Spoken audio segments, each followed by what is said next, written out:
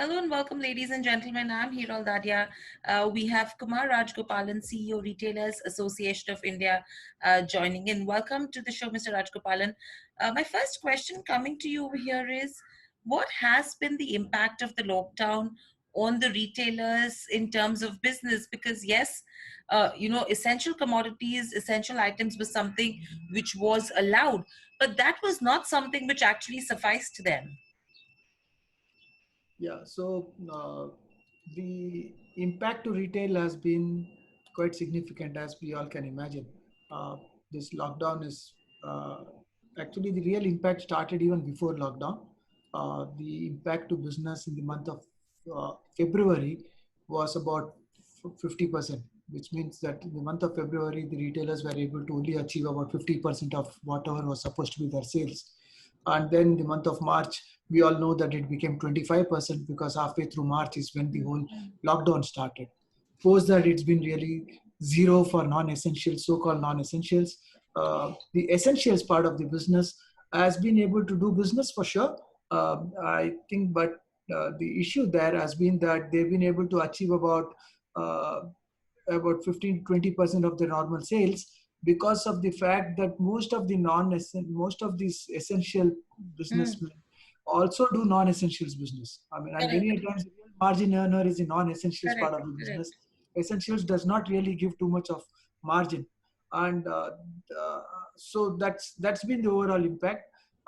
I'm especially talking about the modern retail. I'm not necessarily talking about the traditional retail or the kiranas. I think the kiranas were in a different kind of a situation altogether. But modern retail has achieved whatever it could in this period. But definitely, non-essentials, it's been zero business. Correct. Non-essentials has been almost zero business. Now, what is the sense that you're picking up now that everyone's talking of lockdown 3.0, where a couple of relaxations have come through? People have started operations in some way or the other from today itself. Now, there is a lot of chaos. I think that's what I understand right now, because I think the center has some different set of guidelines. The states somewhere are either replicating those or they have their own set of guidelines, and I think there is no clear understanding what's happening. Yes, I fully agree with you. I think the MHA guidelines are the ones that direct what the states are supposed to then Correct. further clarify. And the MHA guidelines have not been the most easiest of things to interpret. This happened first time when MHA came out with this guideline on the 15th of last month, and then various other guidelines have come one after the other at various points of time. There have been terminologies that have been used there, which is open to all kinds of interpretations. Things like Mm, market complex. We are still trying to understand what a market complex really means. To us, if market complex is equivalent to a shopping center, then it's a very different situation. But then for us, a market complex then is similar to the traditional shopping centers or malls in the current days. But that's not the way in which we can really understand it. Every single state has also created its own amount of interpretations. For example, one of the things that's come up is in the state of Maharashtra, wherein they have said that in a lane, you can have not more than 5 non-essential stores opening. correct, correct. Now, that means where does a lane start, where does the lane end? And who will choose who is going to open and who is going to keep shut? So these are the kinds of interpretations that are happening on ground. There have also been cases in various parts of the country where the state has given out an order which says that the non-essentials can open, but local levels they have not been able to do what needs to be done. For example, currently I'm fighting with a situation where in Andhra Pradesh the state government has given out its own orders about how non-essentials can be open, but at an individual ward level and at individual places, there are individual tehsildars taking their own decisions of how it has to be interpreted. So I think we've really complicated the whole situation. Correct. From an RAI standpoint, we have been seeking with the government that they should give out instructions the way in which the non-essentials were given. For example, when the essentials understanding was given, when essentials was opened up, all that they said is essentials are allowed to open up. They did not unnecessarily put various clauses, which meant that you could still go ahead and know that if you are selling essentials, you could keep your shops open. And they did not say e-commerce not allowed. They did not say market complexes not allowed. In fact, many of them also opened up essentials also to allow consumers to come in. And in my opinion, malls are important part of the whole retail ecosystem. And Correct. malls are sometimes more capable of handling a crowd than the others can, because The it's one space is structure. something that they have. Yeah, it's a controlled environment. You know Correct. that you can Correct. only allow so many customers to come in at a time. You can give tokens for customers to come in if you want. You can keep social distancing norms.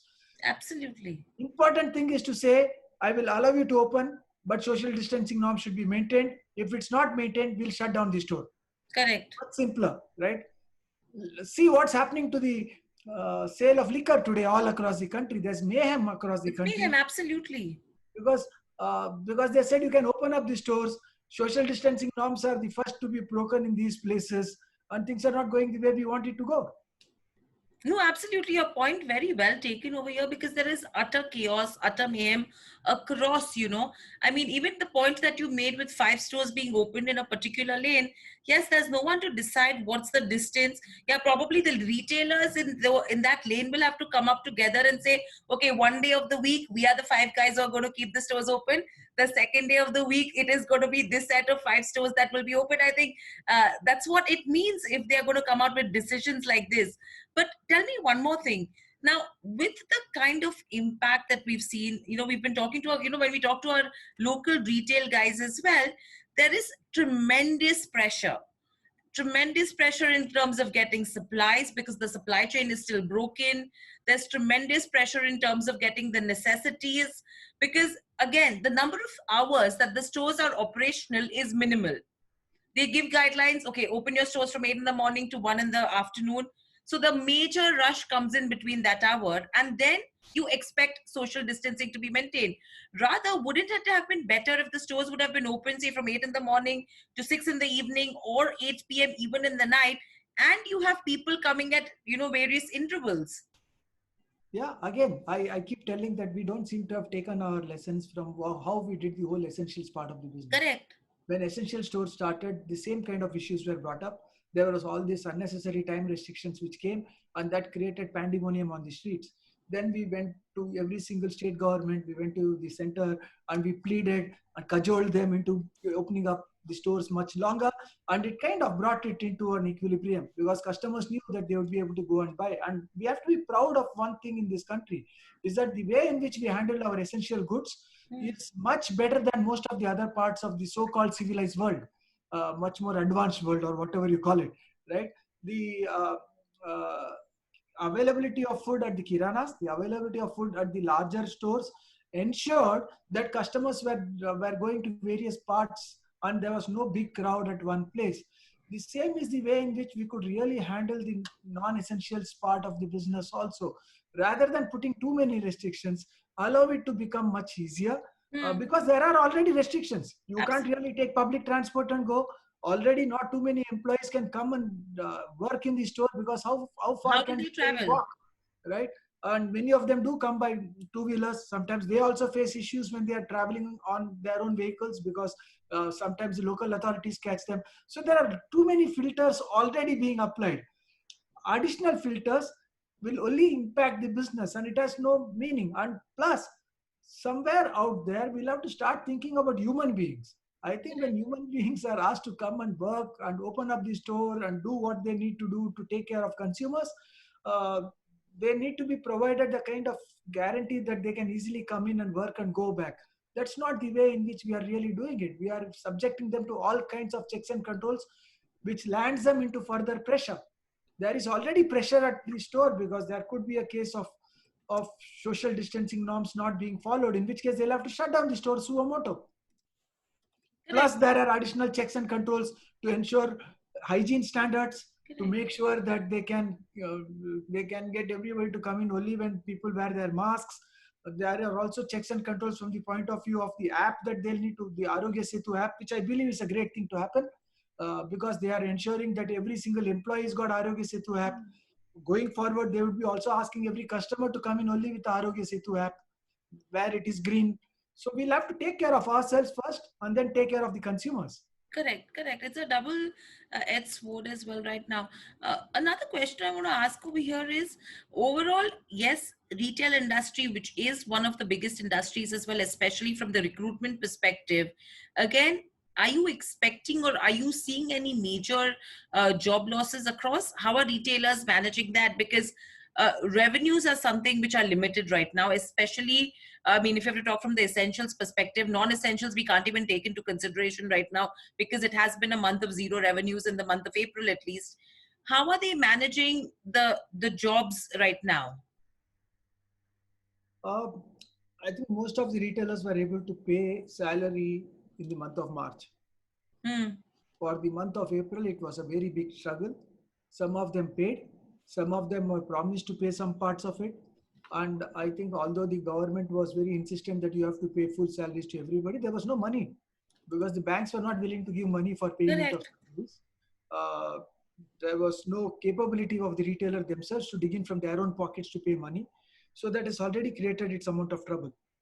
Our expectation is that retail may end up with having about 40 to 50% of their sale happening in the next 4 or 5 months time.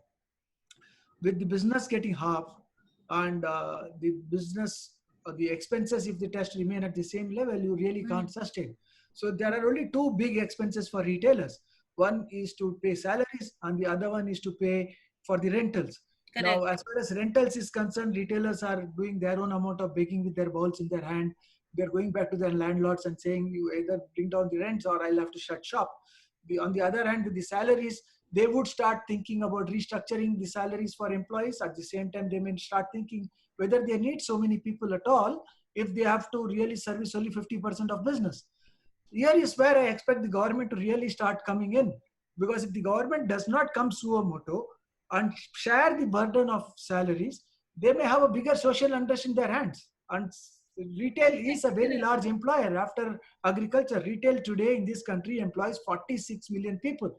6 million of them are employed in the formal retail sector. Okay. And if 6 million people in formal retail are not supported, and or if the larger set of people are not supported, I think we are going to have big social unrest with us. Correct. Plus, retail is a multiplier effect. If retailer does not make money, he doesn't make payments to the suppliers. Then where will the The cost. suppliers go? How will the manufacturers function? How will the supply chain people function? So it's a very big domino effect. Correct. It is a domino effect. And the point that you made with regards to rentals as well, do you think a force majeure clause, have been taken into consideration with regards to the rental agreements with the landlords? Any positivity that you are seeing from that front? Force majeure, in my opinion, is a double-edged sword Okay. because it allows for either party to cancel the agreement if force majeure Okay. is enforced, right? And there could be cases where a retailer is pushed out of a property only because he's raised a force majeure clause. So the only way to really handle it is by the landlord and the tenant coming together and working out a win-win for each other. Fact also is that for the landlord, things are not going to be easy. For the at least till December, the expectation is that the business is not going to look good. So if this expectation, if the business is not good, how will the landlord justify the amount of rentals that they are going to charge? So the landlords have to come down on their rents, or they'll have to give some kind of a sop to the retailer Hmm. to ensure that they somehow manage to wait till the time the end of the period is, uh, till the time business really resurrects itself. Uh, so I would always recommend it. I've been recommending to all our retailers that the only way is to go and work with your landlords. Malls are finding it very difficult to come in for an adjustment. I'm finding that a lot of local landlords have already sat with the retailers and readjusted the rents, given them some period off, and told them that they'll kind of bring down the rents for some time. I think the local standalone landlords have been more understanding. Malls understand the problem, but most of them are I've taken a loan which is LRD, which is a lease rent discounting from banks. While the Reserve Bank of India has asked for moratoriums to be given, they were not very clear about LRDs. Now, when the LRDs moratorium has not come through, the landlords are being forced by the banks to raise invoices on the retailers, and the retailers are now stuck. And when the landlords actually raise an invoice on the retailer, let's not forget, the minute you raise an invoice, you also have to pay the taxes that is going in that, the GST. Correct. So they are raising invoices, paying GST, not getting the rents from the retailer. All these kinds of waste is going to go back into hurting somebody or the other. Right. I mean, I think that everyone was expecting a lot of relief that could have been expected from the government in the last week itself, especially for sectors like retail, manufacturing, infrastructure. The corporate world had a lot of expectations, but nothing has come out from them apart from whatever has been announced by a respected finance minister in terms of the package. After that, you have RBI, which did announce a couple of things, but on a tangible basis, the corporate world has not really got the benefits of it, which you're saying rightly. When are you as an industry expecting right now anything from the government, and what is your ask? I think the retail industry has been waiting with the same kind of anticipation that most of the other industries are sitting with, Mm-hmm. right? It's not as if the government has doled out something for other industries and not given anything to retail.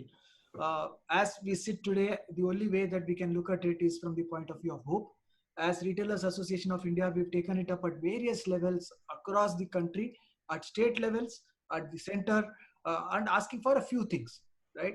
Our first ask is definitely support employment. Retail means employment, and we have to get that support happening.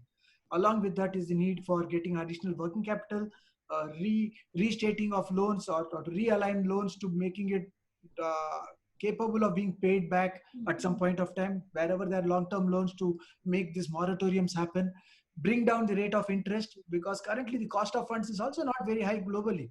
So why should the rate of interest be so high? You should bring down the rate of interest, and so that even if interest is getting accrued, it's not at the Herculean rate that it is currently. 10 to 11% is the kind of interest rate that it's currently at. So that's the other thing that we are asking for. So not a dramatically different thing than what the others are asking for. However, I do believe that retail needs the support immediately if the rest of the industries also needs to be supported. If retailers get money, they will pay back to suppliers, and so on and so forth. They will also pay to the various contractors that they employ. Now, this is the ecosystem by itself that can really rebring the economy. Support is needed for 9 months. My belief is if the government comes now, supports the industry, then post 9 months, India has got everything to gain. Why? Because it's still a big consumption economy. India is capable of now using the global platform to try and export more from here. Because for what it is worth, I think there are always questions about why should one be dependent only on China. So if it's Correct. not China, who is China plus one? And I would think that India should start fitting into that place if we play our cards right. So India should be the preferred partner. That's what we should work for. My belief is our businessmen, our SMEs could show that they can do better job in what we are doing. I'm expecting that a whole lot of SMEs will come together and create a collaborative method of manufacturing for the globe. At least that's what I'm telling most of our members or suppliers, that rather than trying to be individually showcasing yourself globally, try Correct. and Come create together. consortiums and go there and showcase yourself, because when you come together, your ability to supply to the world becomes dramatically higher. So Absolutely. we could be different than the rest, than what the China model has been. It's not one large factory, it's a whole lot of factories coming together to showcase, and we've Correct. shown that in sectors. For example, one of the largest exporters of grapes in the country is Sayadri Farms, who is in Nasik, but it's actually a conglomeration of quite a lot of small marginal farmers Correct. coming together to make it happen. So my belief is that we've got these wonderful methods to go back into the world and showcasing ourselves well. We have to somehow ensure that we can get supported this period. Correct. A very well made point. But tell me one thing, if the government is late, does not really provide relief which is required, what is the quantum of job losses that the retail industry could be staring at? Number one. And number two, overall, what is the quantum of capital infusion that is required?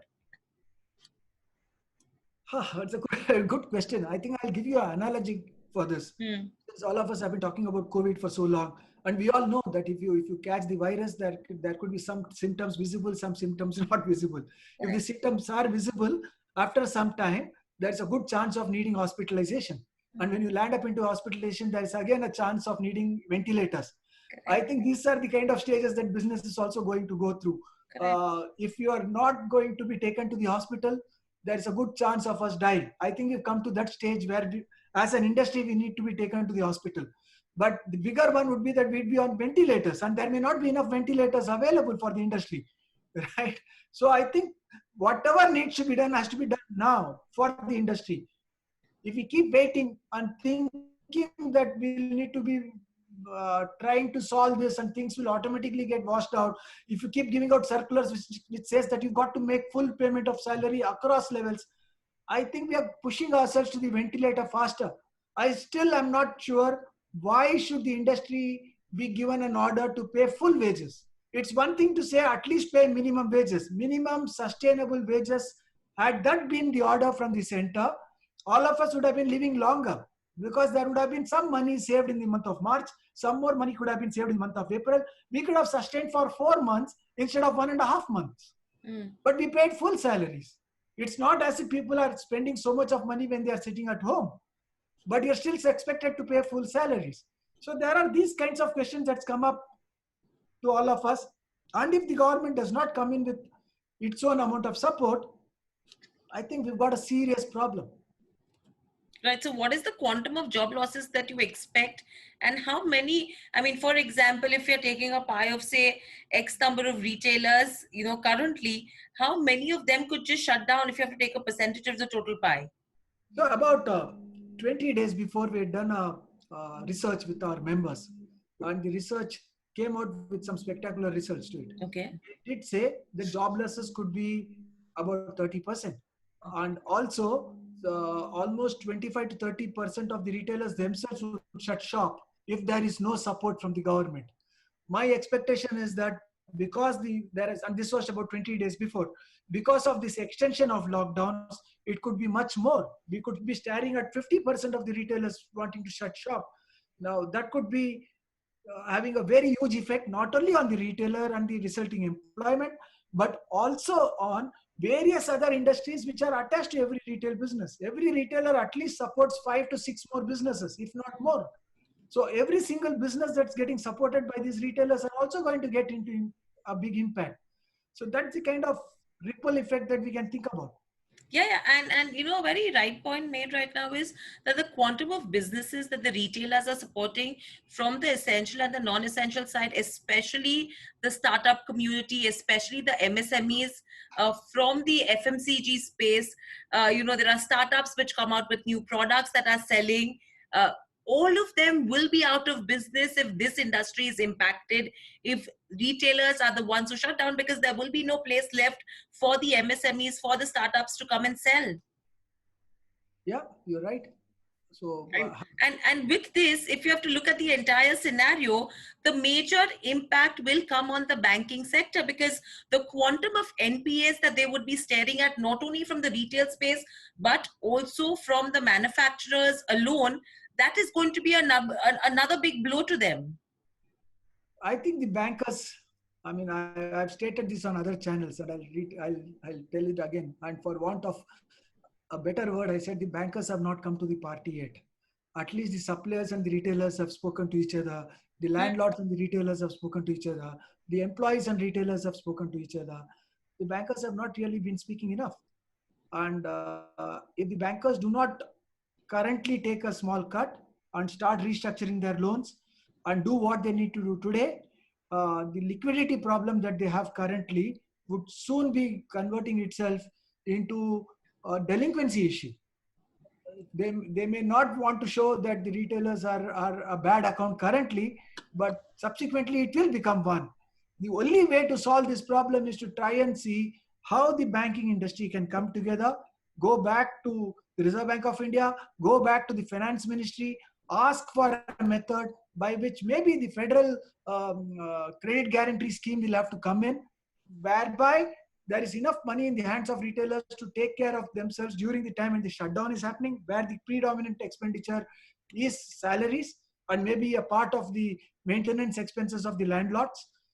Post that, to be able to handle the suppliers, they may need to give enhanced working capital. Now, all this requires at least 3 to 4 months effective sales amount of working capital to come in the hands of the retailer. And if that does not come through, I think the bankers may face the same wrath that the retailers are facing today. Correct. It's not going to be dramatically different. Correct. Do you think, with landlords, doing a revenue share model or a profit share model is something that the retailers could look at, so that at least the profitability is shared? You're not overpaying as well to the landlord. Everything is in control with regards to the quantum of revenues that you're getting. Do you think that could be a good strategy? Oh, it's a strategy for sure. Many of the retailers have spoken about it with the landlords, right? Like I said, the independent landlords or the Hmm. high street landlords are much more at a liberty to do structuring, because not many of them have got very large loans, and they know that the impact could be 3, 4, 5 months of rentals. They are willing to relook at their whole concept here, right? And but when it comes to the malls, their hands are tied. The malls have all been built with very huge loans being taken from banks. So unless the banking sector comes into play, this cannot really get done easily. So we may wish for something, but it's not within the hands of the landlords also. So I would also think for the mall owners and know that they are not capable of restructuring it the way we want it to happen. So we'll have to really work with the banks, with all the ecosystem providers. I always keep telling that this kind of an issue is about collaborating. Correct. All of us have to go beyond our normal methods of thinking, go back to collaborating, sometimes collaborating with all kinds of service providers, and sometimes collaborating even with competitors. I mean, during this lockdown, when the essential retailers did not have enough people to take care of their stores, the retailers who were selling non-essential products gave some of their employees to the essential retail community within the same Retailers Association of India. And this helped the to be able to take care of themselves, because for the non-essential retailer, they had people on the bench whom they could afford to give, therefore they could get some money back. And for the essential retailers, they did not have enough people available to service the consumers, so they were able to get some people, because half their people had already gone back home.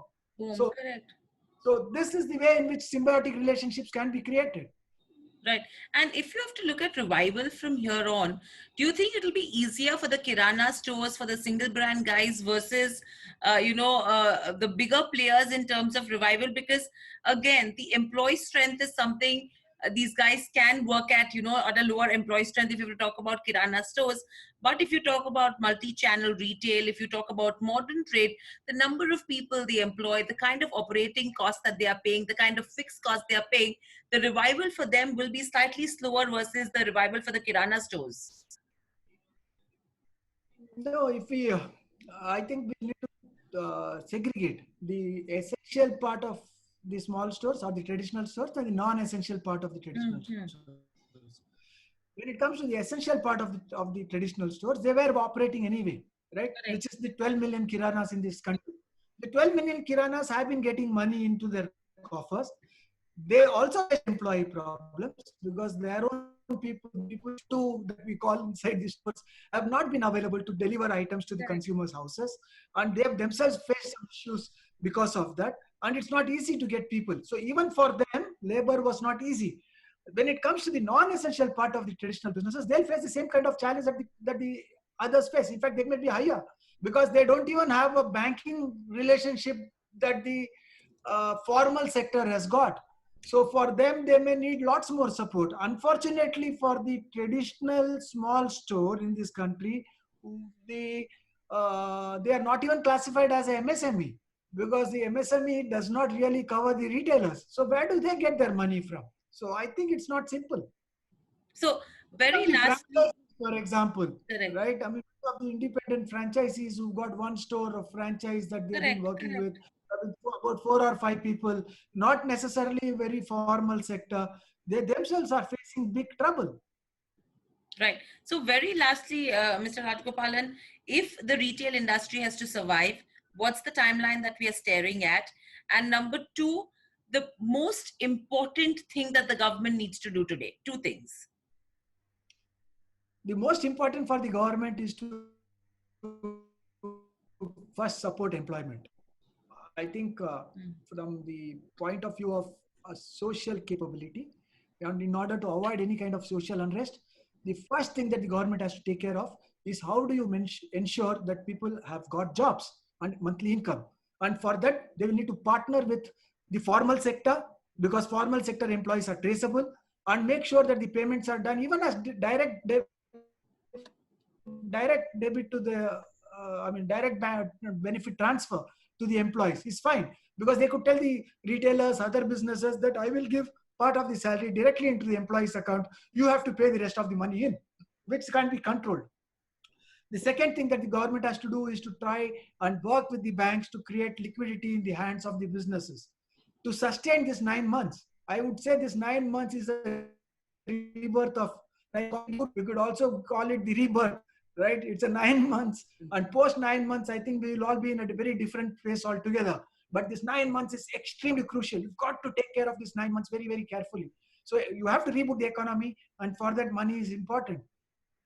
Right, absolutely. A very well made point over here that yes, we will have to reboot the economy. This is going to be a completely new phase, a rebirth that all businesses are going through, and everyone will have to support each other's business, work in collaboration instead of competition. I think co-opetition is something that needs to come in as a new word, as a new world that needs to emerge from here on. And I think that's the only way we will be able to succeed from here on and move forward. But thank you, Mr. Rajgopalan, very well articulated right now for us as well as to what's happening with the retail industry. And this is something which needs to be noticed by the government as well, that this is the need of the hour right now. We need to come out and now start supporting the corporates, and the banks need to start passing on the benefits as well to the corporates, to the retailers, as well as to the employees. But thank you very much for joining us on the show. I hope you enjoyed the discussion as well. We will be joining you soon again once things develop and once some positive news comes in from the government as well. Thank you very much. Thank you, Hiral. Thank you so much.